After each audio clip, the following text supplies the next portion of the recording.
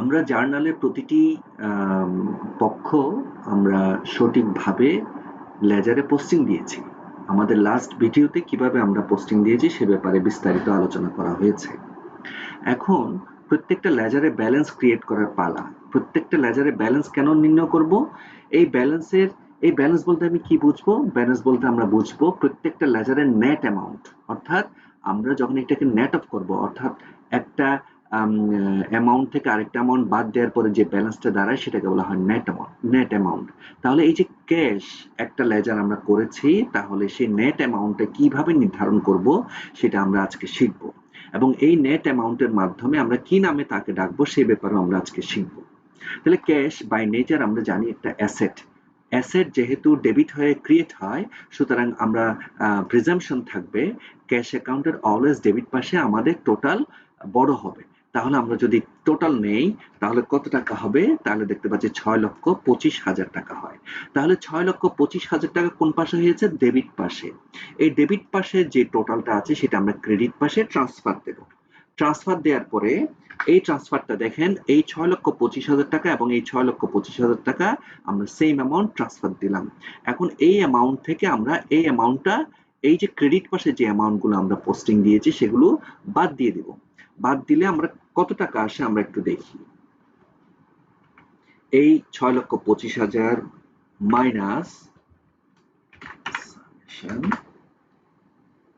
আমরা যদি এইটার সামেশন বাদ দেই তাহলে কত টাকা যায়? 2,47,000 টাকা আমার ব্যালেন্স দাঁড়ায়, অর্থাৎ নেট অ্যামাউন্ট। অর্থাৎ ৬,২৫,০০০ টাকা থেকে 6,25,000 টাকা থেকে আমরা যদি এই যে ক্রেডিটের টোটাল গুলো যদি বাদ দেই তাহলে 2,47,000 টাকা আমার হাতে থাকে। সেটাকে বলছি আমরা ব্যালেন্স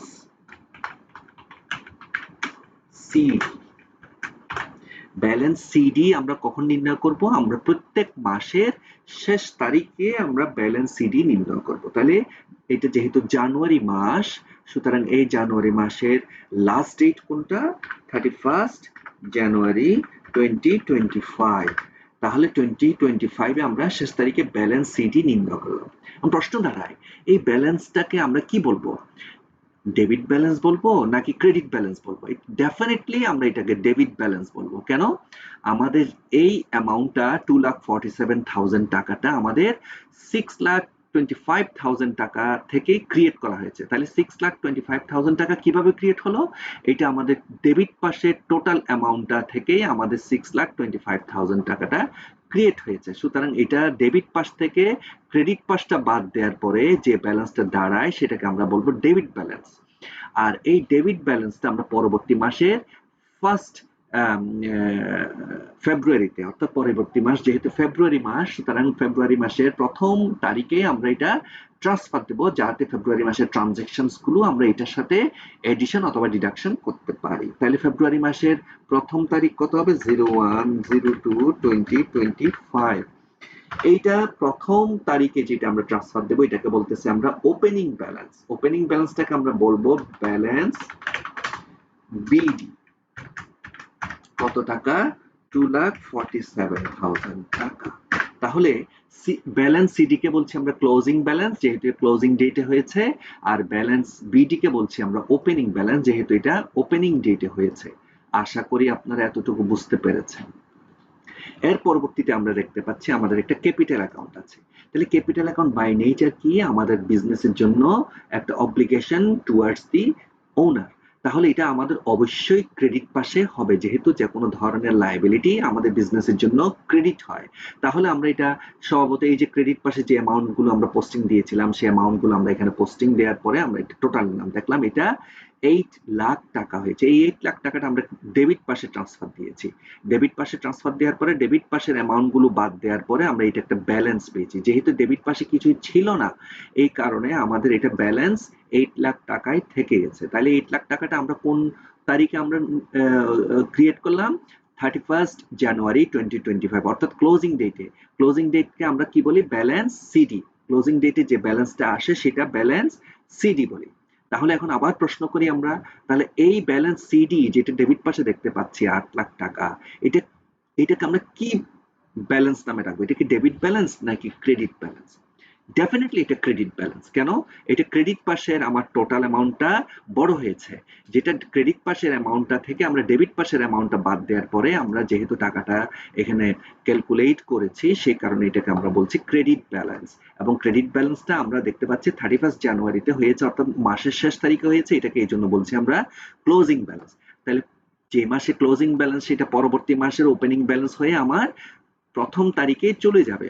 খেয়াল করে দেখেন, এই যে এটা ক্রেডিট ব্যালেন্স আমার পরবর্তী মাসের ওপেনিং ডেটে ক্রেডিট পাশে ট্রান্সফার হয়ে গেছে। 1 ফেব্রুয়ারি 2025 ক্রেডিট পাশে ট্রান্সফার হয়ে গেছে। আশা করি বুঝতে পেরেছেন। এরপরে আমরা দেখতে পাচ্ছি ইনভেন্টরি অ্যাকাউন্ট। ইনভেন্টরি আমাদের বিজনেসের জন্য কি?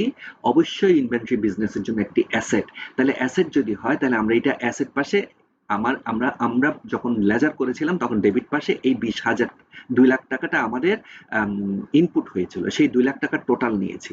সেই 2 লাখ টাকার টোটালটা আমরা ক্রেডিট পাশে ট্রান্সফার দিয়ে আমরা এই ব্যালেন্সটা নির্ণয় করেছি। আপনারা দেখবেন আগের ভিডিওতে যখন আমরা পোস্টিং দিয়েছিলাম এই ক্রেডিট পাশে কিছুই ছিল না। এ কারণে এই 2 লাখ টাকা থেকে এই জিরো ব্যালেন্স গুলো বাদ দিয়ে আমরা যে ব্যালেন্সটা দাঁড়াচ্ছে এটা আমার একটা ব্যালেন্স সিডি ক্রিয়েট হলো, অর্থাৎ ক্লোজিং ব্যালেন্স নির্ণয় করা হলো।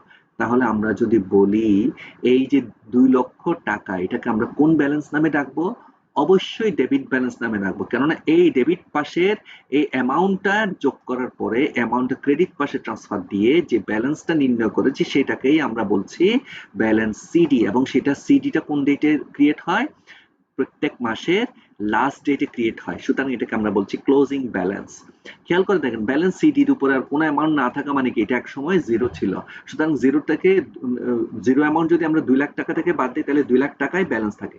তাহলে এই যে ডেবিট ব্যালেন্স আমার ক্লোজিং ব্যালেন্সটা পরবর্তী মাসের ওপেনিং ব্যালেন্স করে আমরা ট্রান্সফার দিলাম 2 লক্ষ টাকা। এইভাবে ফার্নিচার অ্যাকাউন্ট ক্রিয়েট করলাম। ফার্নিচার অ্যাকাউন্ট আমাদের জন্য অ্যাসেট। অ্যাসেটটা আমরা কি করলাম? টোটাল নিলাম 1,50,000 টাকা হলো। 1,50,000 টাকা ক্রেডিট পাশে ট্রান্সফার দিয়ে আমরা ব্যালেন্স সিডি নির্ণয় করলাম। পরবর্তী মাসে 1 ফেব্রুয়ারিতে আমরা ব্যালেন্স বিডি করে আমরা ওপেনিং ব্যালেন্স হিসাবে ডেবিট পাশে ট্রান্সফার দিলাম। ঠিক একইভাবে আমরা ব্যাংক অ্যাকাউন্ট যদি আমরা বলি, ব্যাংক অ্যাকাউন্টের আমরা ডেবিট পাশে 2 লক্ষ টাকা দেখতে পাচ্ছি, সেটা আমরা ডেবিট পাশে যোগ করলাম। ডেবিট পাশে যোগফলটা আমরা ক্রেডিট পাশে নিয়ে গেলাম। ক্রেডিট পাশের অ্যামাউন্ট গুলো বাদ দেওয়ার পরে একটা ব্যালেন্স এসেছে, দেখেন 2 লক্ষ টাকা।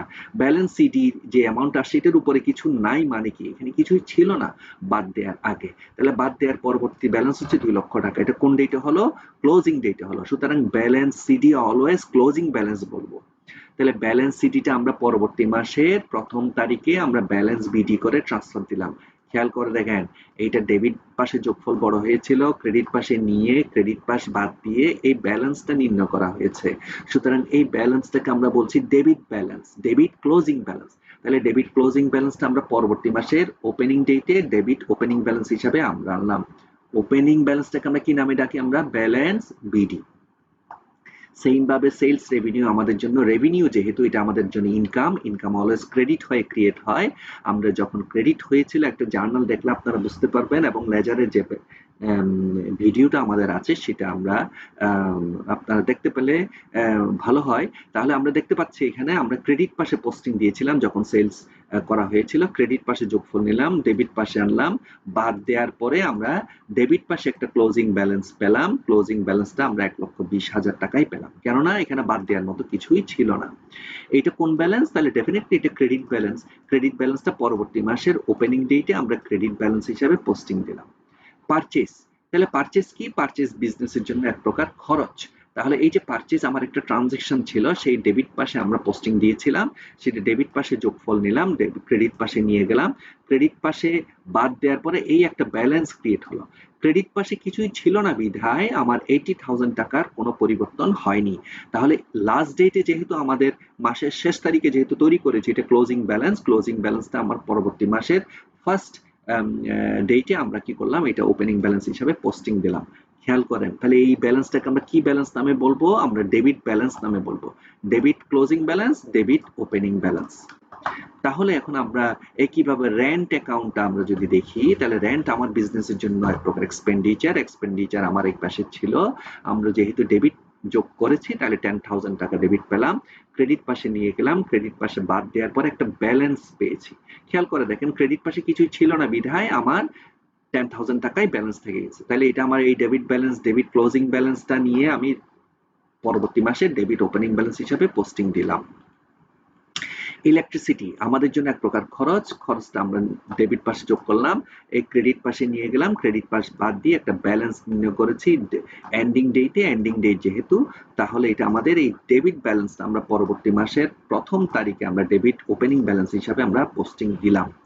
এইভাবে আমরা প্রত্যেকটা স্যালারি অ্যাকাউন্ট আমাদের জন্য খরচ, স্যালারি যেহেতু বাই নেচার আমাদের জন্য খরচ, তাহলে এটা আমাদের জন্য কি হবে, ডেবিট পাশে আমাদের যোগফল বড় হওয়ার সম্ভাবনা অধিক।